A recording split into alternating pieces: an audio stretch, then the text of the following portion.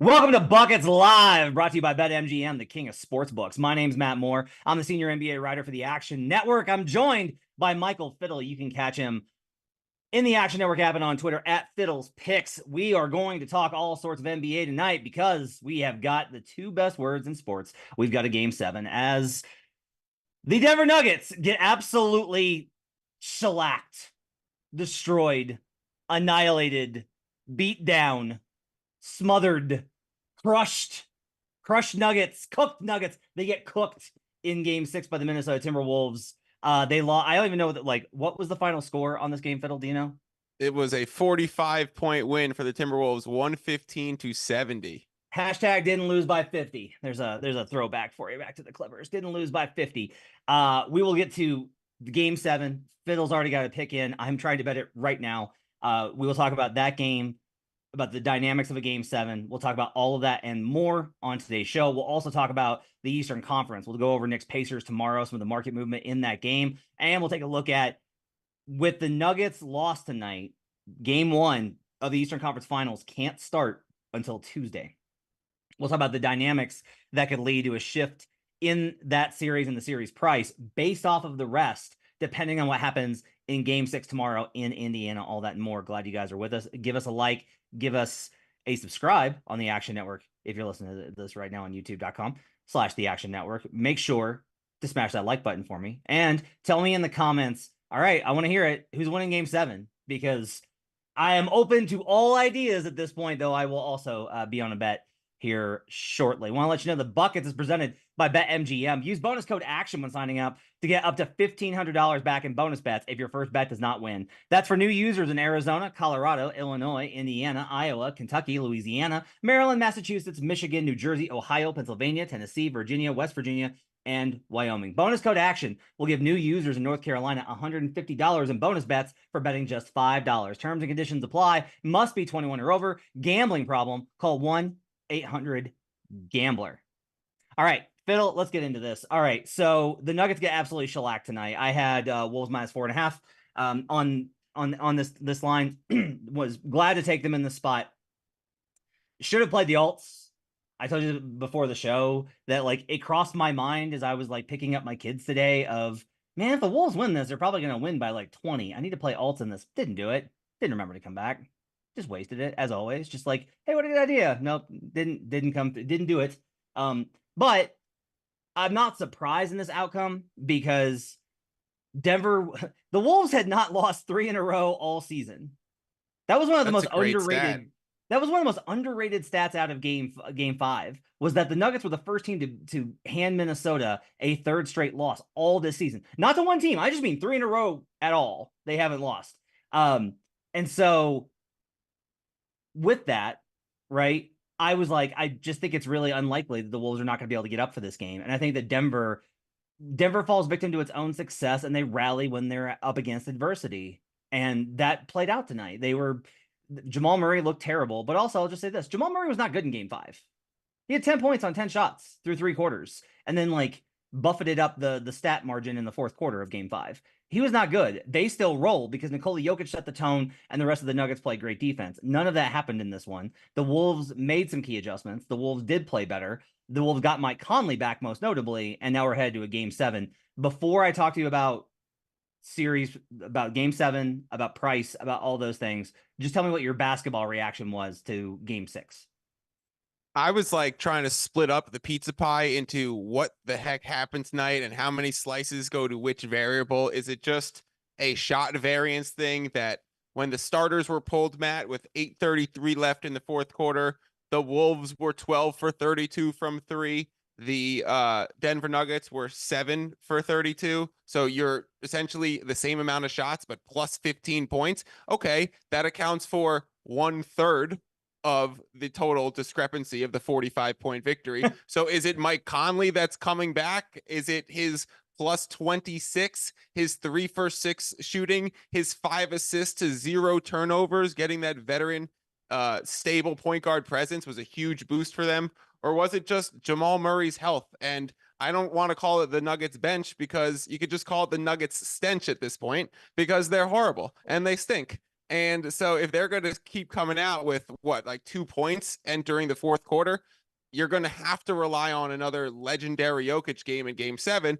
But ultimately, I think my biggest reaction to this, Matt, was perhaps the Nuggets went all out in those 3 games that they took back. And this was the one they dropped because they were just gassed out. And now going back, you have another 3 days rest before game 7. This is becomes a good spot for the Nuggets again going into game 7, because maybe they just expended all of their energy to get that 3-2 lead back when they were down 2-0. And then it's like, okay, we finally can take a breather. We're on the road too. Yeah, I think it's really hard to try and match a home team in an elimination game if they have real championship aspirations. Like, there was conversation here in Denver about like the Wolves are shook. They don't have what it takes to come back from this. They've got him. They're going to fall apart. They're imploding. And I was like, guys, I don't see that. And they're like, well, look at Cat. I was like, Cat's always doing what Cat's doing. But they've brought in guys to specifically try and like recenter them. That's why Mike Conley's there. That's why Kyle Anderson's there. It's why Monte Morris is there. They have some even keeled dudes on that roster, plus Anthony Edwards, who really is just like he is a pretty calm motherfucker. Like, that's what makes him like really cool in the moment, is how calm he is. And when you have those guys, that helps to balance out Cat and Rudy. And I think you've kind of seen that they've been able to rebalance.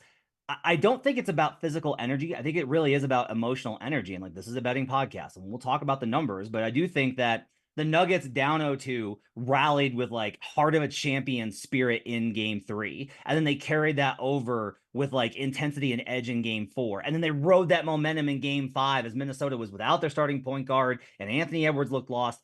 And then game 6 is the Wolves threw the kitchen sink at them. They threw absolutely everything at them. This is one of those games. Now, we'll get into the trends here in a second. This is one of those games where, even though there's some numbers to say otherwise, I worry a little bit about Minnesota having pretty much thrown the kitchen sink here. Because, like, you win by 25, you win by 17, and it's like, all right, good, solid win. You win by this much, and it's very easy for Denver. Like, players will tell you this. Players and coaches will tell you this in the NBA.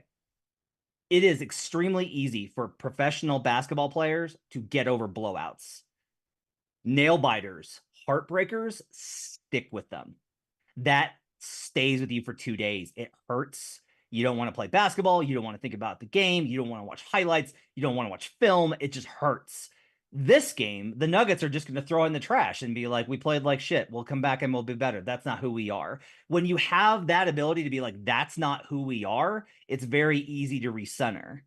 And so, just from like an emotional energy standpoint, because I do think that that's what a lot of this is about, I do like this for Denver, because I think that the Wolves rode a very big emotional high, and the Nuggets definitely dipped here, and now their backs are against the wall again. And I do have a level of trust in them in game 7. So you've already got bet in on this game. You got 2 bets in on this game. 2 bets. What did you bet and why?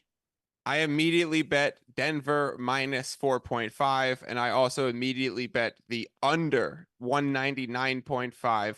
The reason why I grabbed the Denver Nuggets minus 4.5, it's, first of all, that's my favorite number to grab on a favorite, because 5, 6, 7, and 8 are the 4 most common outcomes in basketball. So you get those all on the correct side of a favorite. So any line movement, any CLV is going to be very valuable CLV. This is like an NFL game moving from 6 to 6.5 or on to the 7, because those are valuable numbers. So I really like to talk about key numbers. So then you get a home team on 3 days rest. You finally get a split where rest advantage might come into play here, where they are going to go back into altitude, into the Denver air. And then we've talked about this plenty of times, where Denver home court unders have been a wagon this season. Game 7 unders have been a wagon historically. So if you can jump on an opening line where 2 trends are most likely going to encourage some steam and some direction. I even saw one book move from 199.5 all the way down to 198, which was, oh, that's a clear signal to go grab a remaining 199.5 on the market and play it towards the under. So there's still a few of them left.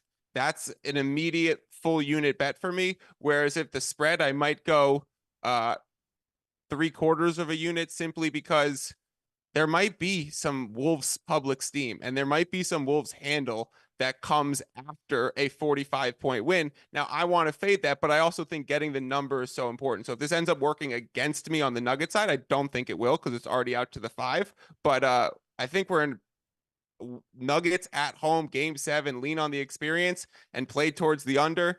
The Wolves have never come out with jitters, but this would be the one spot where you might see some immaturity. And Matt, did you happen to note that they talked about Chris Finch's coaching differences in the different arenas, that he says it's harder for him to communicate when he's in Denver, and something about the position that he was in and the way he was set up in Minnesota allowed him to better communicate with his players. And he felt when runs happened in Denver, he had a harder time getting the message to his players, getting the message to Mike Nori to kind of stop the transition and getting his message through.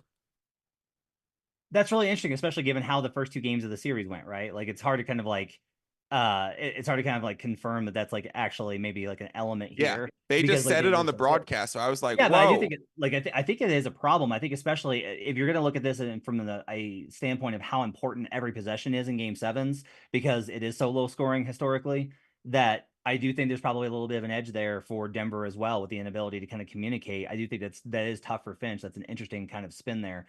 This number, by the way, we're doing this live on Buckets. Number popped to 5.5 at BetMGM. So the Nuggets took money, and guess what? We're right back down to 4.5. So we got a little tug of war going on early. Can I add on to that, Matt? Hit me. The book that I said was 198 is down to 197.5, and the remaining 199 is down to 0.5 is down to 199. So it's still an indicator that you could still get ahead of where some of these books seem to be going. We are watching kind of the movement in action, and this is all through very valuable numbers, especially in a low scoring game. These moves in the total are going to hold more weight than in a Pacers Knicks game where it's 217 or in that range, or in a regular season game when it's Kings someone else and it's 235. So a 199 total has a higher weighted ratio of likely outcomes of it actually hitting that spot. So grab these numbers now towards the under and towards the Nuggets. I love the chat. The chat's like dropping live updates on where the market's at as we're doing this here on YouTube. That's amazing. The Action Network. That's awesome, guys. So let's do some trends here, and then we want to talk about some hedge stuff too. So game 7 home favorites since 2003 are 44-19 straight up at 69.8%, 34-29 ATS at 54%.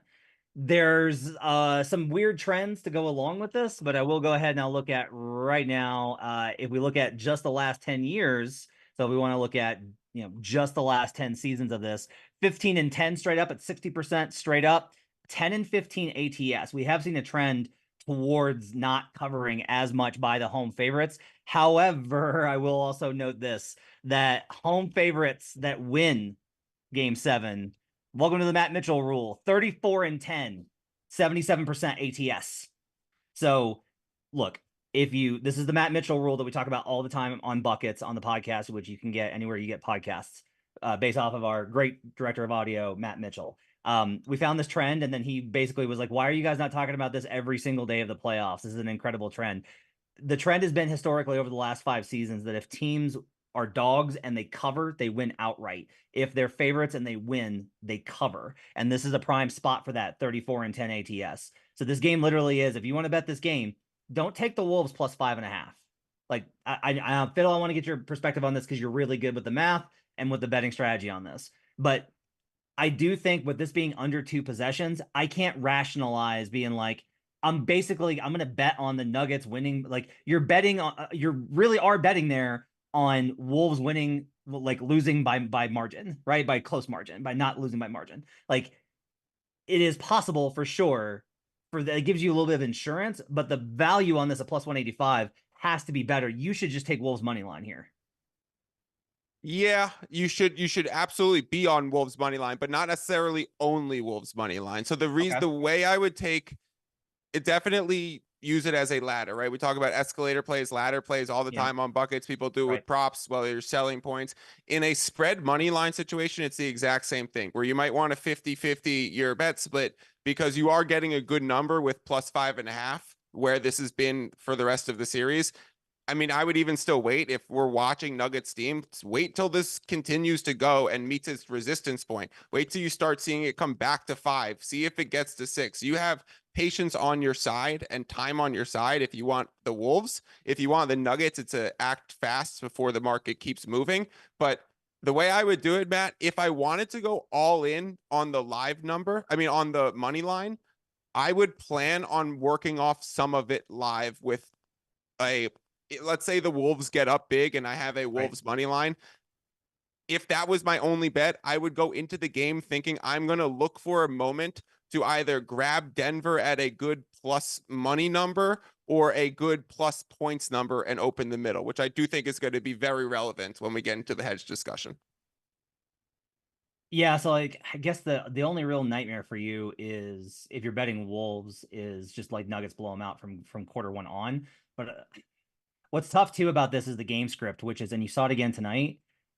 Wolves third quarter is a hammer. Now Nuggets have won some in the series and they've dominated when they have won those third quarters, but I think that the Wolves have won the majority of the third quarters in the series, and they are the best third quarter team in terms of net rating in the NBA. And we've seen that, like we talked about that in the series preview about, hey, if Wolves go down, you want to bet them because they will come back and compete in these games. Is that because Finch gets to talk to them at halftime? I think it's partially that. I think it's also just as much as I love Finch as a coach, I genuinely think that most of that is just I think there are certain teams that have a profile, and the Wolves are one where they start slow and they get better and they do wear you out with the defense and they just kind of ease in. They're also really good because of their defense. They're very good at weathering runs. So you can get hit with this early run. And we've kind of seen that in some of these games, right? Like even game 5, so many things went wrong for them. Anthony Edwards was terrible. All of this stuff happened. And then you look up and you're like, man, the Wolves are only down 6 at half. Like, this is a game. Like, this is definitely winnable for Minnesota. And then Denver hits them with a haymaker with Jokic, and then it's done. Right. And so I think that is the kind of the trick. Now, I do think there's some of that worry in game 7 that there will become an inflection point where it may just come about like who's the best player in the series. And as good as Ant has been, I think it's going to be Jokic, which is again another reason why I'm going to be on Nuggets here as I watch the CLV just plummet off of the page as I'm watching the screen right now. But I do think that that's something to kind of keep in mind as far as when we're trying to do this. All right, let me ask you this: what is the stop point for you on the under? 197.5. Oh, to bet it 198.5 and 197.5 is what the expected close. But I'd like to be 1 point ahead of a NBA total to feel like that's a good value ticket. Okay. We've still got some 198s and 199s in the market, but I think those are crashing now. As we're talking here. It is currently 198.5 at BetMGM, the king of sports books. So you can get a very good price right now relative to the market on this one. Is there a point where you would look to, like, for those of you listening, if anybody has bet this, is there a point where you want to middle this? How low would this have to go for you to be able to look back the other way?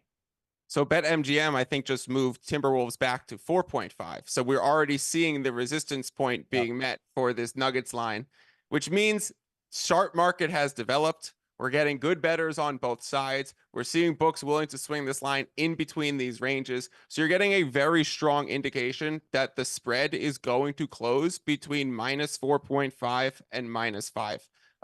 Maybe there's some late steam and late action in one direction. Maybe there's some news on Jamal Murray or Anthony Edwards back that changes something. But this is a loud, like, if things are bouncing this quickly and then settling, it's probably going to settle there for good, especially because it's game 7 when we have 6 previous games between these teams priced where we knew where it opened, where it closed, and what bettors took specific action.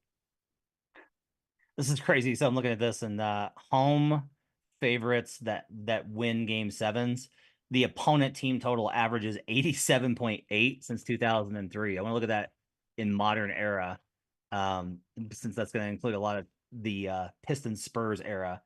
Oh my gosh, it's only 91. Team total average is 91 points since 2018-19. Whew! Wow. So I mean, it feels dangerous, but you wouldn't alt a under and even sell more points on that direction, would you? And play it under 190. I think Alt spreads aren't available to know the price yet, but I 2 think to 1, instead 2.5 to 1. I think instead, and like this honestly may be the way I play. I think I'm just going to play Wolves under. I think I'm going to play Wolves team total under here when it drops, based off of one, this trend, and then two, like I worry that if Denver, so there's always synergy between offense and defense. It is more pronounced with these two teams. The Wolves can't score if they don't get stops. They can't beat a half court set defense. The Nuggets, honestly, if they do get stops, score so much higher. They can still get points with their offense, but they score so much higher. And so if this is a defensive centric game as we kind of expect it from a game 7, legitimately I still think that Denver might go over their team total and bust the combined. Like that's kind of I my read agree. on it. I've been thinking about buying this back. I knew because I knew I got a good number on 199.5. It's like, how low does this go? And then does Denver just have the ability to score 115 against anyone easily? Yes. And then Wolves scored 115 today. So do you play it back and open up the middle? It's probably, Matt, to your point, starting to combine all these angles that we're talking about. Would you look to a team total Wolves first half under? Because we think we're fading their scoring early. And so in a game 7 situation, that could be a really sharp angle that develops in the next day or two. I'll have to look back at the history. My inclination based off of like anecdotal memory is to not do that based off of I have seen game 7s where it's like bucket. Look, this is going to be a classic. And then we're in the second quarter and everyone's just like, God, this game is game 7s are such a slog. They're Right. not nervous. They're not Yeah. nervous. Oh, wait, they're Oh, really they're really nervous. nervous. Like, I think I'll have to go back and see, but I think Cavs Warriors 2016 game 7 was actually trending towards an over in the first half and then went like plummeted in that second half when they both basically just tightened up and would not let the other one do anything. So kind of an interesting question there. I do want to get to this though with you before we move on to the Eastern Conference. It's hedge season, right? If you On listen to us. Buckets and Joe Delera, who took the Minnesota Timberwolves to win the NBA title, I have some hefty Wolves Celtics mid-season finals matchups that I needed to kind of address here.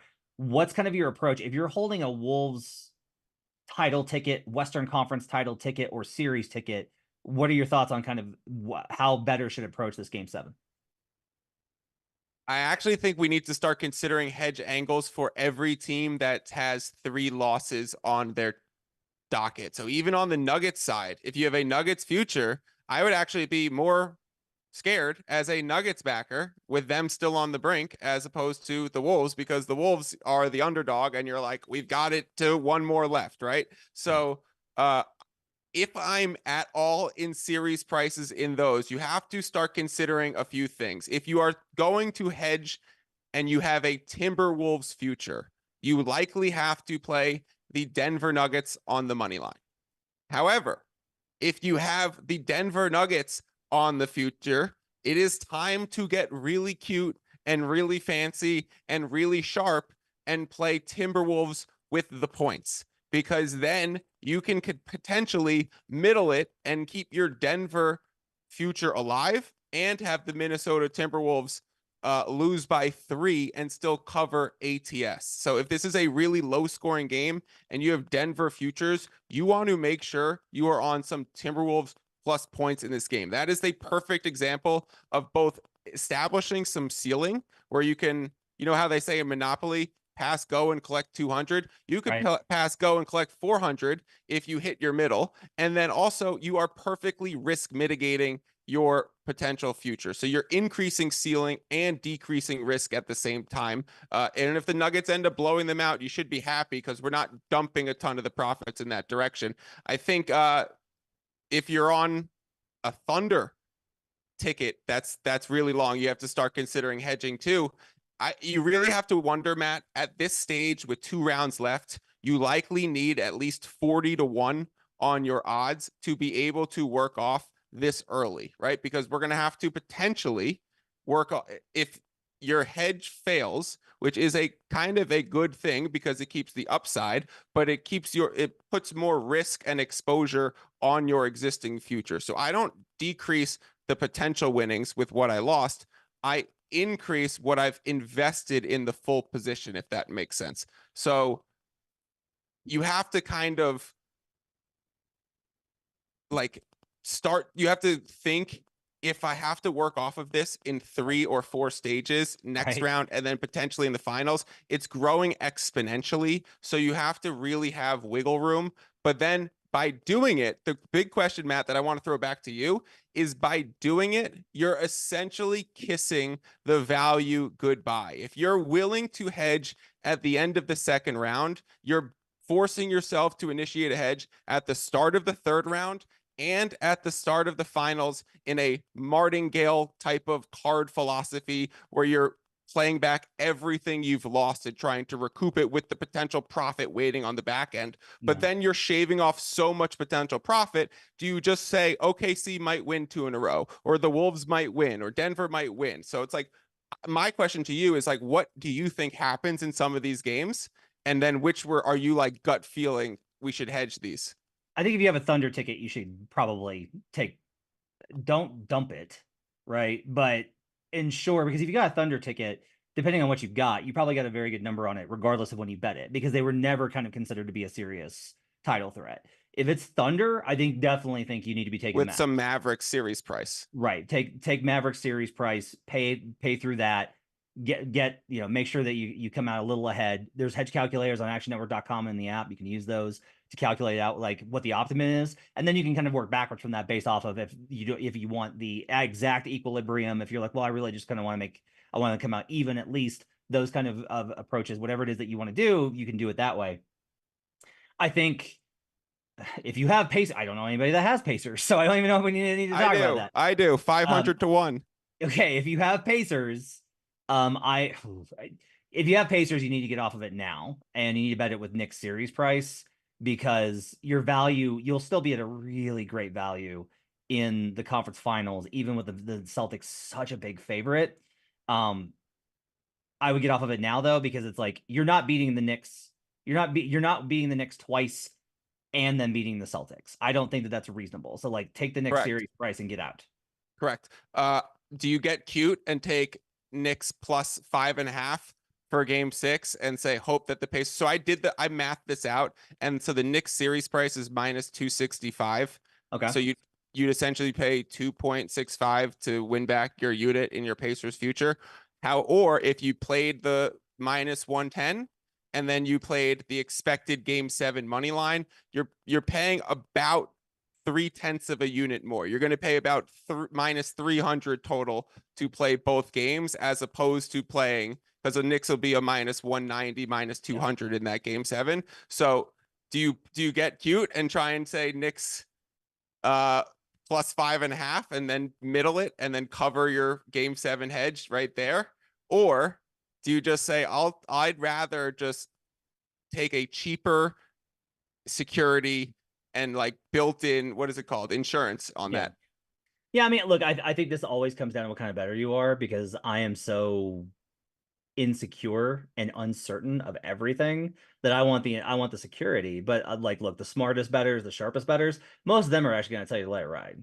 Like most of them They're are going to tell you to let it outride. And I think that within the discussion that we're having, the quote unquote correct EV answer is to take the Knicks series price. Yeah, I agree. I will say this, that I do want to kind of ask you about this. Celtics are minus 900 to win the Eastern Conference. They have a 91% implied mark. That tells you, if you have a Knicks or a Pacers future, what you might look like in terms of hedging at the next round, what that series price is going to be. Sorry for interrupting. It's gonna hurt. It's gonna hurt bad if you're in the spot. But here's my question for you. As somebody that bets a lot of exactas, because I like kind of game planning out the finals matchups en route, I am taking the approach that I'm just like, the Celtics are coming out of the East. Like, if I'm wrong, like, I'll take the loss. I'm just not like, I have some Knicks tickets that are left over from when the Knicks were healthy and good back in January and February when they got OG, right?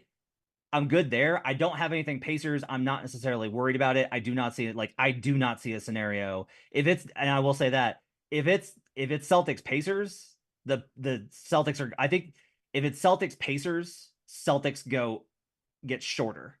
If it's Celtics Knicks, I think they get slightly longer. And that's about it. Like, that's my read on those two series. Is if it's Celtics Pacers, I think this is going to like 10 to 1, 11 to 1. I'm taking that as basically Not a guarantee, but I'm treating it that way. Like I'm not worried about hedging both sides of this when we get to conference finals matchups. Is that wrong? Should I be looking out on that side just from a mathematical standpoint? No, this is a one-sided hedge moment. No. Okay, cool. All right, let's talk Knicks Pacers game 6. So we've got best bets on this game and a sweet 20-1, by the way, same game parlay that Fiddle would absolutely recoil in horror at over in buckets. You can check that in the Action Network app tomorrow, by the way. I've already got it logged. But I am kind of curious just about like scenarios here where Pacers, if they win this game, do we kind of view it in a similar conversation that we talked about here? Like, do you feel like these two series are in some ways synonymous in terms of everything we talked about game 7? Are you going to feel similarly about Knicks in game 7, or do you feel like these two scenarios are different? Because I think they're very different based on the quality of teams that we're seeing in Wolves Nuggets versus Knicks Pacers. Yeah, I think very different, and I think it's going to play out that way. And I think I kind of take the cynical route in saying that even if it does look the same, then we'll just say it was the same and we'll put that narrative on it, even if it's not in reality. But I do think this Knicks Pacers game 6 has really scared me. I think it's a Knicks spot, but it's a Pacers market spot. The Knicks are screaming, go bet the Knicks in this game because of the rest, because of how much better they looked, and because of previous closing lines throughout this series. But the fact that this keeps going out towards the Pacers side, I mean, maybe it does end up looking like the Wolves and it's another Pacers run out. It's pretty crazy how much these series keep flipping back and forth. We had what, a 30-point Pacers win in game 4, and Knicks 30-point win in game 5. So it's like, does it go back to a massive Pacers win? I think not, but the market seems to indicate that it might be. It's out to -6 now. Yeah, there's a lot of confidence in that. Just as a heads up, if you're listening here on Buckets Live, you go listen to Buckets. You'll get all the reasons why the Knicks are in a pretty good spot here. I started out Pacers and was on Knicks by the end of it. That's kind of like where this is at. And I think that the Pacers are better than most people think. What's really interesting about this fiddle is like I get in the spot where I want to fade the conversation point.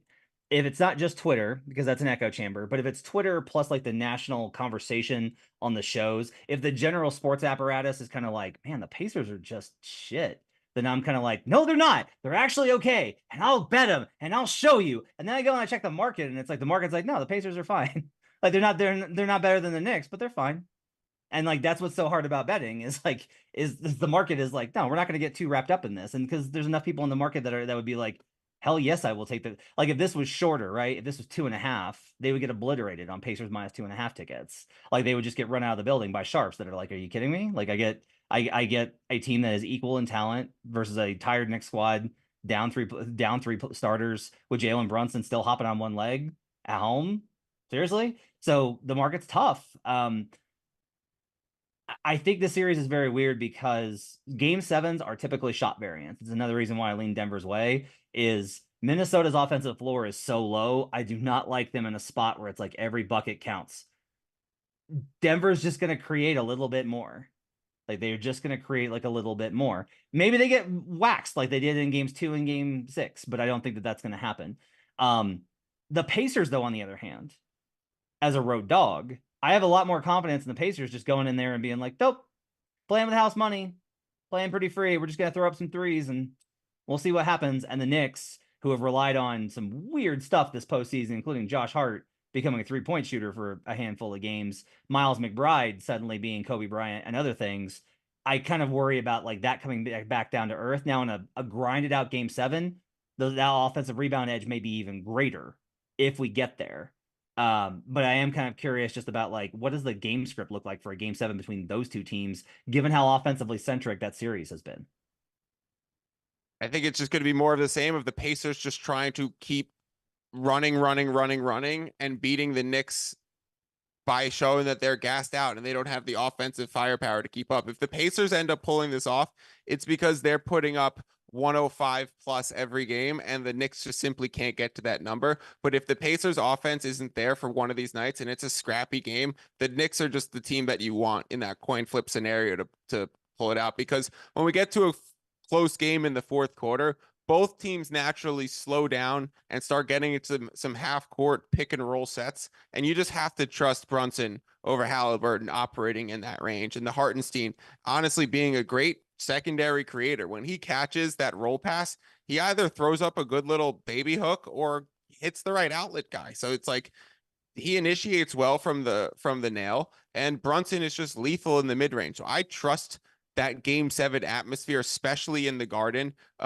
John Starks will be coaching from the baseline, and the crowd, like you've heard some of these Pacers players say that when the Knicks like even get an offensive rebound, it feels like they just hit a huge three because the whole crowd erupts and it becomes so defeating being an opposing player and feeling like it's just a barrage and like the game ends when you get that offensive rebound kick out and then Knicks hit a three. It's like that's the dagger that the Pacers feel. And ultimately in a crappy Game 7, you get a few of those, and that's the difference maker. We'll talk about a lot of this on the podcast starting on Sunday night. We'll do Buckets Live and we'll talk about this. There is a trend. There are two trends, both about Game 7s. The team that plays in a Game 7 and wins the next round is terrible in Game 1s. And in the series, they struggle. Now, some of that's contextual. It's confirmation bias, right? It's model fit where, okay, if you go 7 games, you are probably not notably better than the opponent. And so therefore you are not clearly better by margin. And so if you're facing another team that did not do that, you are likely to lose that series. And we see that in kind of some of the home away splits, but even the favorites are kind of interesting here. This is getting ahead a little bit, but if we look at, let's say the Mavs close out tomorrow night and the Nuggets win Game 7, or Wolves, honestly, home favorites when they've gone to Game 7 and the opponent did not go to Game 7 are just 9-7, 56% straight up, 6-9-1 ATS. Now that is not a lot of games. That's 16 games, so I get it. However, there is at least a little bit of a signal there that you should not be like, oh yeah, no, the Nuggets are going to be good. There's a cost from going 7 games. Like that's the hardest part about Game 7s it takes a cost on you the next round. Conversely, I am praying so hard for the Pacers. Like I've got Knicks tomorrow. I think that's the bet. If Pacers win, it's going to be great. And the reason is this: teams that are dogs on the road coming off of a Game 7 where the opponent did not go to Game 7. So that would be either Knicks or Pacers, whoever comes out of that series in Boston for Game 1. 7-26 straight up at 21%, 12-21 ATS, 36%. So if this goes 7, I'm probably gonna like Boston anyway in Game 1. But if this goes 7, Game 1's a smash spot, I think, for the Celtics. However, let's talk about the other scenario here because I want to get your thoughts on this. Because the Nuggets won tonight, the schedule changes. Had the Nuggets closed them out and there was no Game 7 on Sunday, if the Knicks won tomorrow night, then what that would mean is Knicks Celtics Game 1 would have been Sunday. Because now the Nuggets lost and there's going to be a Game 7, that automatically pushes the ECF to Tuesday, which means if the Knicks were to get it done tomorrow night and close out the Pacers in Game 6, they will have Saturday, Sunday, and Monday off before playing Tuesday in Boston. So that is roughly 4 days off between games. That to me is a big difference for a Knicks team that needs every ounce of rest it can get. We still don't think OG Anunoby's coming back, even if they get 5 days rest, correct? All the reporting I've heard is not making enough improvement to think it's realistic for next game recovery. And they keep repeating that sentence every game. Yeah, I don't. So yeah. And the 5 days rest is going to be 5 days rest for him anyways. He won't be out there in a Game 7. It's going to be that Tuesday for him regardless. But then I guess, are you immediately looking at Celtics Game 1 plus series combos? Celtics against the spread laddered, Celtics team total over, and the other team total under, kind of inverse correlated parlay. There's ways to kind of really sink your teeth into those angles and work in some good prices. So Celtics to win the first half and game combo, those are all like prime Celtic spots that I've been playing into, and I have no other Buckets contributors and Action Network contributors have, because we've talked about this before. It's just been so hard to find reasonable prices to play into the Boston Celtics, right? If they're coming out as a series price minus 1,200 and you could get it 650 for a game series combo, it's probably worth taking that and getting some reduced odds, especially the rest advantage if it goes 7. On the OG front, all I will say is a longtime NBA insider kind of noted OG's not coming back unless he's 100%. Not only because that's kind of his MO is like he only comes back at 100, and like that is okay. Like some guys are able to come back and play through stuff and some guys can't, and I don't find that to be like that's not a thing about players being tough or whatever. I think it's more just about if you're not able to be the guy that you need to be, why are you out there? And some guys take that approach. But I'll also note this: like OG Anunoby's in a contract year. He's got a player option this summer. And the Knicks want to re-sign him. And the Knicks want to re-sign him. That has to be considered in this situation. Like it just has to be. He's 27. This is the contract. Like this is the contract. So I think he's gonna be pretty cautious, and they have to be cautious with him. I love the Celtics if it's Knicks go to 7. I don't know if they get rest. I'm gonna have to see the price, because one of the things I'm writing about is like how tough it is to bet the Celtics, because the market is so far ahead of the perception and really the eye test, which is like one of the problems. And Brian Fonseca is writing about this for us for Action Network too, about how like, look, you can watch this team and you can tell that they're just not like this killer awesome. This is not an all-time squad. They keep winning. Like they've played 10 playoff games. That's it. Like they won in 5. They've gentlemen swept 2 rounds. So they deserve that respect, but the market is so far ahead of them. They're so far ahead of them on these numbers. Like no Donovan Mitchell, no Jared Allen, no Karis LeVert. They almost cover, but don't. And that to me is like the most Celtics outcome in that game 5 is like you almost cover, but not.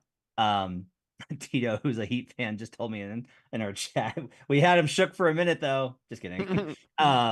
So I think it's really hard to find markets. The one market I will say, and this takes a little bit of creativity, that I really like is I do like the conference finals MVP market, because Tatum's a heavy favorite.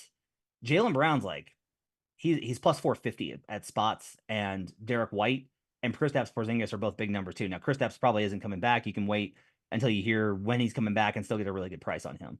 But I do think that like those guys are live to win conference finals MVP. And I think the Tatum's short enough for you to be able to take a little bit of a position out. I've actually like, this is because I'm more aggressive with these kind of parlays.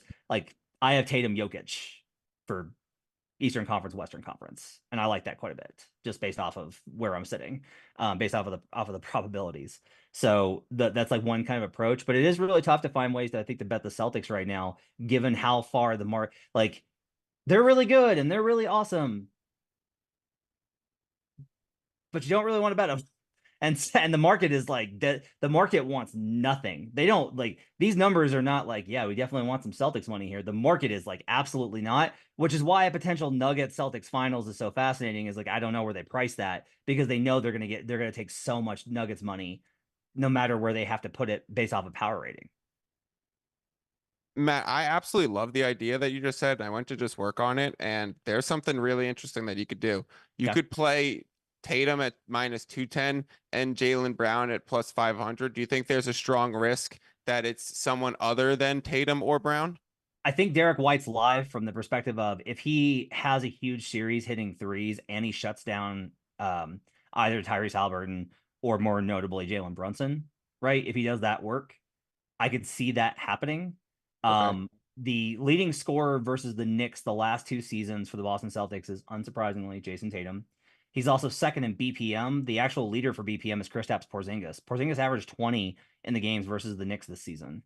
Like, I'm really interested if Porzingis comes back in that ticket. But I do think that I like Jalen. If you ask me right now, if you were like, you need to bet one guy for conference finals, Eastern Conference Finals MVP, I would bet Jaylen Brown. That would be my bet right now.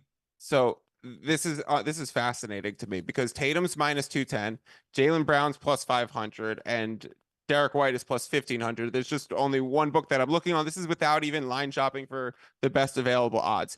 If you just take Tatum and Brown together, you are betting into an 18% ROI, which is essentially the same thing as playing like a minus 520 on the series price instead of potentially minus 900 like it's going to be on, like, as we see the conference finals odds for the Celtics to win are minus 900. So that's very reflective of what it's going to be likely in the series price. And then if you add on Derek White, who's plus 1,500, you can bring that up to over a 10% ROI, which is still better than grabbing the minus 900. So maybe the correct scenario is a portfolio approach and the ability to line shop for best available odds on a combo of Tatum, Brown, and Derek White for Eastern Conference Finals MVP. I like that. I like Get that a better lot. returns. Yeah, there's such a good market, I think, for those conference finals MVP. It opens up a lot more options for you, especially if you have long-term futures for conference finals. Like I have too many.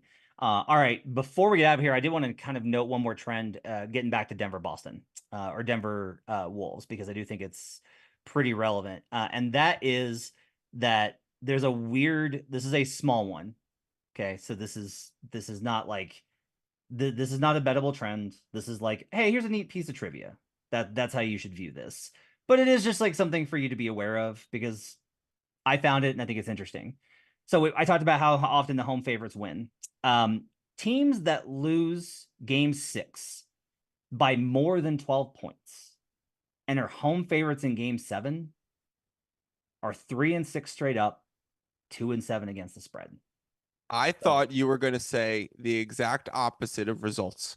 Yeah. Wow. I thought you were about to come at me with Fiddle. They are 9-1 straight up and 8-2 against the spread. And this is a classic bait and switch. Bounce back, zigzag. Underreact. Wow. Zigzag. Yeah. I am very sure. I'm writing it down. I'm just waiting for it to come in. And you come in with, say the numbers again, 2-6? 3-6 straight up, 2-7 against the spread. So again, this is 9 games. It's not a meaningful sample. But to me, the indication though is I like the reason I actually find that those kind of numbers valuable is it breaks the expectation, exactly what you said, which is like my expectation when looking that up was I bet teams that get shelled in game 6 come back and just beat the brakes off of them in game 7. Right? I talked about this before about how it's easier to get over a blowout loss. Apparently not, because the history says that actually if you get killed in game 6, you don't do well in game 7. But this series is between these two teams and not those teams. So we'll see what happens. My thanks to Michael Fiddle for joining me tonight on Buckets Live, and y'all for joining me. You can catch Fiddle in the Action Network app and on Twitter at Fiddle's Picks. He's got his own Substack giving out picks, as well as he's on the Advantage Sports Betting podcast. So make sure to check that out as well. My thanks to Tito, my main man, producer extraordinaire, for covering Buckets Live. We'll be back on not Sunday because I will be at Nuggets Wolves. We will be back next week though. Conference finals, let you know, Buckets Live is kicking up. We're doing a lot more starting with conference finals because these games don't end at 1 a.m. in the morning. East Coast time. So we're doing a lot more Buckets Live next week. Make sure to join us. You can download and subscribe to Buckets if you want coverage of all the NBA playoffs. You can also catch it in the Action Network app. Thanks for joining us. See you guys again next time. Till then, let's get buckets.